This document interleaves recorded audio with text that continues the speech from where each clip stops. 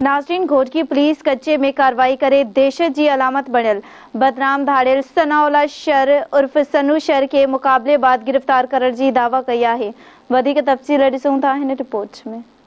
Ghotki police कच्चे में कार्रवाई करे दहशत जी अलामत बणियल बदनाम धाड़ियल सनाउल्लाह शर उर्फ सनू शर के मुकाबले बाद गिरफ्तार करण जी दावा कई है। SSP Ghotki Mohammad Anwar Khetran press conference कंदे चयो त पुलिस कच्चे में ॻुझे इतला ते छापो हयो त वारदात जे इरादे सां बीठल सनाउल्लाह उर्फ सनू शर जे टोले सां मुकाबलो थी पियो। एसएसपी मूजिब मुकाबले दौरान सनाउल्लाह उर्फ सनू शर के हथियारन समेत गिरफ्तार कयो हुयो, जॾहिं त संदसि ॿिया साथी फरार थी विया। एसएसपी जो वधीक चवणो हो त गिरफ्तार धाड़ियलनि जे तर्जमान तौर सुञातो वेंदो हो ऐं पाण खे फकीर सनाउल्लाह शर जे नाले सां ज़ाहिर कंदो आहे। एसएसपी वधीक ॿुधायो त ॾुआरी सनाउल्लाह शर जी गिरफ़्तारी ते 50 लाख रुपया इनाम मुक़रर करण जी तजवीज़ हुई। एसएसपी मूजिब गिरफ़्तार ॾुआरी 5 पुलिस ऑफिसर ऐं जवाननि जी शहादत 2 मुॻियुनि जे क़त्ल समेत ॿियनि संगीन ॾोहनि में मुलवस रहियो आहे। होॾां ॿिए पासे इलाइक़े में चोबोल आहिनि त सनाउल्लाह शर तर जे सरदार मार्फत गिरफ़्तारी ॾिनी आहे, जॾहिं त सनाउल्लाह उर्फ सनू शर पंहिंजे फेसबुक अकाउंट ते बि गिरफ़्तारी पेश करण बाबति पोस्ट शेयर कई हुई।